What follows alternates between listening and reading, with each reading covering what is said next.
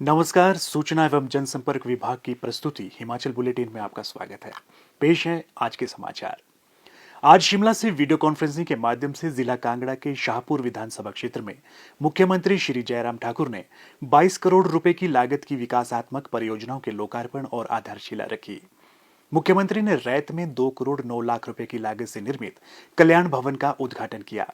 उन्होंने प्रधानमंत्री ग्राम सड़क योजना के तहत 4 करोड़ 83 लाख रुपए की लागत से चंबी भनाला स्को संपर्क मार्ग के स्तरोन्नयन, 10 करोड़ 3 लाख रुपए की लागत से विभिन्न जल आपूर्ति योजना वितरण प्रणाली के सुधार कार्य और शाहपुर तहसील में जल जीवन मिशन के तहत हर घर नल से जल और जल जीवन मिशन चरण 2 के तहत शाहपुर विधानसभा क्षेत्र में 5 करोड़ 7 लाख रुपए की लागत से विभिन्न जल आपूर्ति योजनाओं के सुधार कार्य की आधारशिला रखी।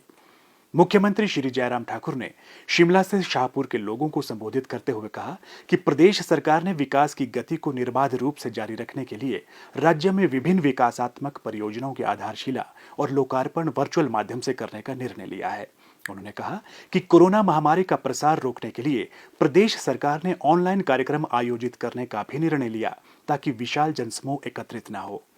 मुख्यमंत्री ने कहा कि राज्य सरकार ने सभी सामाजिक, सांस्कृतिक और राजनीतिक कार्यक्रमों में लोगों की संख्या 50 तक सीमित करने के निर्णय को कड़ाई से लागू किया है। इस मामले में किसी भी प्रकार के उल्लंघन से सख्ती से निपटा जाएगा। मुख्यमंत्री ने शाहपुर विधानसभा क्षेत्र के लोगों का जरूरतमंदों को 50,000 मास्क वितरित करने और मुख्यमंत्री कोविड फंड व पीएम केयर्स फंड के लिए 14 लाख रुपए का अंशदान करने के लिए भी आभार व्यक्त किया। उन्होंने कहा कि ये राशि जरूरतमंदों को और पात्र व्यक्तियों को राहत पहुंचाने में अहम भूमिका निभाएगी। मुख्यमंत्री ने कहा कि राज्य सरकार राजकीय वरिष्ठ माध्यमिक पाठशाला बोह और मनई में विज्ञान कक्षाएं तथा राजकीय वरिष्ठ माध्यमिक पाठशाला घरों में वाणिज्य कक्षाएं आरंभ करने पर सहानुभूतिपूर्वक विचार करेगी। उन्होंने कहा कि राज्य सरकार राजकीय महाविद्यालय लंज में विज्ञान की कक्षाएं आरंभ करने पर भी विचार करेगी। मुख्यमंत्री ने कहा, हिमाचल प्रदेश में आप सबके सहयोग और आशीर्वाद से हमारी सरकार का 3 वर्ष का कार्यकाल पूरा हो रहा है। और अगर सही बात को कहें कि हिमाचल प्रदेश में 3 वर्ष में से अगर सही मायने में काम करने का मौका मिला वो अभी तक हमको 2 वर्ष, क्योंकि 1 साल हमारा पूरा का पूरा कोविड के नाम पर चला गया है। लेकिन फिर भी उसके बावजूद कोविड के चलते भी हमने काम को रुकने नहीं दिया है, काम को अवरुद्ध नहीं होने दिया है। बाधाएं आई लेकिन उसके बावजूद काम चलते रहे। और उसी दृष्टि से मैं आपके इस विधानसभा क्षेत्र में भी मैं कह सकता हूं कि विभिन्न योजनाएं विकास की दृष्टि से जो शुरू की गई थी वो योजनाएं आगे बढ़ी हैं। और जो योजनाएं शुरू करनी थी उन योजनाओं को शुरू किया गया और शुरू करने के साथ साथ में उनको मुकम्मल करने की दृष्टि से जो है वो सरकार काम कर रही है। मैंने एक बात को लेकर के स्पष्ट कहा था, पहले से ही बहुत सारे लोग बहुत तरह की बातें कर रहे थे। कैबिनेट का फैसला हमने समय रहते ले लिया था कि विधानसभा का सत्र होना चाहिए। इसलिए ले लिया था क्योंकि आने वाले समय में पंचायत के चुनाव आ रहे हैं।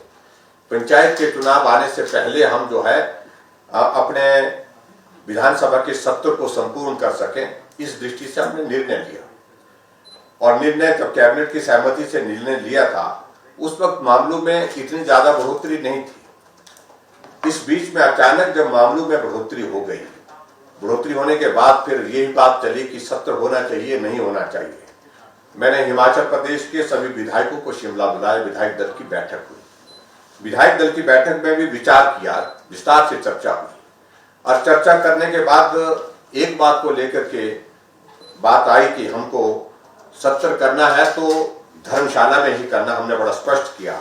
लेकिन उसके बावजूद जहां विधायकों की राय का विषय था उसमें यही बात आ रही थी कि अगर मामलों में बढ़ोतरी होती है, मामले अगर नहीं रुकते हैं कोविड के, तो उस सूरत में पुनः विचार करना चाहिए। कैबिनेट ने फिर से विचार किया और ऐसी परिस्थिति में जब हमने देखा कि मामलों में लगातार बढ़ोतरी हो रही है, हर दिन मृत्यु में भी और उसके बाद पॉजिटिव केस के मामलों में भी, ऐसे में हमने निर्णय लिया कि हम फिलहाल अब की बार इस सत्र को स्थगित करते हैं और जब तक हालात नहीं ठीक होते हैं। और उसी दृष्टि से जो हमने निर्णय लिया, बहुत ज्यादा कुछ लोगों ने शोर डालने की कोशिश की, हमारे विपक्ष के मित्रों ने। मैं इसमें बड़ा स्पष्ट कहना चाहता हूं हिमाचल प्रदेश में हमारी सरकार की शीर्ष प्राथमिकता है कि इस कोविड के संकट में एक एक आदमी का जीवन संकट में ना पड़े, उस बात को सुनिश्चित करना ये हमारा दायित्व है। ये पहली प्राथमिकता है। और उसके साथ में हमारी प्राथमिकता है कि हम कोविड को हिमाचल प्रदेश में नियंत्रण में लाएं। उस दृष्टि से हमने निर्णय लिया कि कुछ पाबंदियां, कुछ सख्तियां जो है हमने करनी थी, वो सख्ती करने के भी हमने आदेश दिए। आज शिमला में पत्रकारों के साथ अनौपचारिक बातचीत करते हुए मुख्यमंत्री श्री जयराम ठाकुर ने कहा कि मैं माननीय उच्च न्यायालय का सम्मान करता हूं। जहां तक सरकार की बात है, सरकार सारी चीज़ों को जो हमारी हिमाचल प्रदेश में कोविड मैनेजमेंट से संबंधित विषय है उनको बहुत संजीदगी के साथ, गंभीरता के साथ कर रही है। सुझाव के रूप में जो उन्होंने कही है बातें, विचार करेंगे, जो करने लायक उसमें होंगी, व्यवहारिक होंगी, वो सारी चीज़ों को लेकर के हम जरूर सोचेंगे। लेकिन उसके बावजूद मैं इतना जरूर कहना चाहता हूँ कि हिमाचल प्रदेश में जो बेस्ट पॉसिबल हो सकता था वो सरकार की ओर से किया जा रहा है और उसमें कतई भी किसी भी प्रकार की कोई कमी नहीं छोड़ेंगे। ये मैं बड़ा स्पष्ट करना चाहता हूँ। कहा गया है ठीक है, स्टेटस रिपोर्ट देंगे, वो सारे सिलसिले में, उसमें हमको कोई दिक्कत नहीं है। लेकिन इसके बावजूद मैं इतना जरूर कहना चाहूँगा कि हिमाचल प्रदेश में मामलों में बढ़ोतरी हुई है। लेकिन अभी जिस प्रकार से ये कहा जा रहा है कि आप जो है बॉर्डर सुझाव के रूप में बॉर्डर पर ये करने की, वो एक दौर था जब कोविड के मामले बाहर से आ रहे थे। अब मामले अंदर है, हमको मैनेज अंदर का करना है। और कोर्ट ने इस बात का भी संज्ञान लिया है कि देखिए, सरकार ही जिम्मेवार नहीं है, समाज भी जिम्मेवार है। हम बार बार इस बात के लिए कब से कह रहे हैं कि भाई जो सोशल गैदरिंग्स हो रही हैं वो थोड़ा अवॉइड करिए। सोशल गैदरिंग में विशेष तौर से शादी, सबसे ज़्यादा नंबर इसमें निकला है। और ऐसी परिस्थिति में हाई कोर्ट ने कहा कि भी समाज को भी इस दायित्व को, इस जिम्मेवारी को समझना चाहिए। कोविड का संकट अभी समाप्त नहीं हुआ, इस बात को हम बार बार कह रहे हैं। और उसी दृष्टि से इसको मुझे लगता है कि नीचे तक जो है, जहाँ सख्ती के साथ अब लागू करने की जो बात आई, उसको हम सख्ती के साथ लागू कर रहे हैं। और हमने अब बहुत सख्त जो निर्णय लिए हैं उनको नीचे तक पहुँचाने की हमारी कोशिश है, ताकि और संक्रमण तेजी से न हो। टेस्टिंग हिमाचल प्रदेश में देखिए, हमारी टेस्टिंग जो है वो 3 टाइम्स एट प्रेजेंट जो 3 टाइम्स इंक्रीज हुई है। और इसमें हमारी कोशिश है कि भी ज़्यादा से ज़्यादा, और ये भी एक कारण है। लेकिन जहाँ तक हिमाचल प्रदेश की बात है, हम बिल्कुल पूरी ताकत के साथ सरकार की ओर से कोई भी कमी नहीं छोड़ रहे हैं।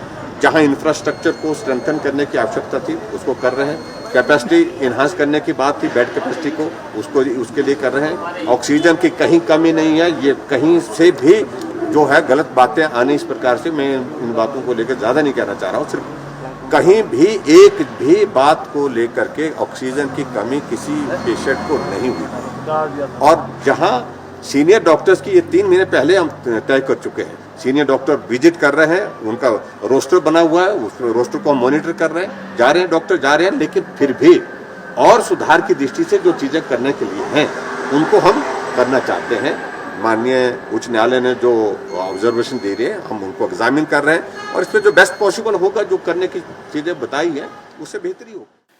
प्रदेश में कोरोना संक्रमण की जांच के लिए आज 3045 लोगों के सैंपल लिए गए, जिनमें से 210 लोगों की रिपोर्ट नेगेटिव पाई गई है, जबकि 2835 लोगों की रिपोर्ट आना बाकी है।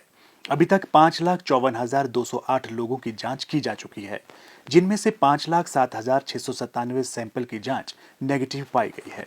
प्रदेश में कुल 42,971 लोगों में कोरोना वायरस के संक्रमण की पुष्टि हुई है, जिनमें से 34,350 लोग इस बीमारी से ठीक हो चुके हैं और 7,885 व्यक्ति उपचाराधीन है। हिमाचल बुलेटिन देखने के लिए सब्सक्राइब करें YouTube channel DPR Himachal, follow करें ट्विटर @DPRHP, लाइक करें Facebook page information and public relations department Himachal Pradesh. Visit करें वेबसाइट www.himachalpr.gov.in। इस अंक में इतना ही, कल फिर होगी मुलाकात। दीजिए इजाजत, नमस्कार।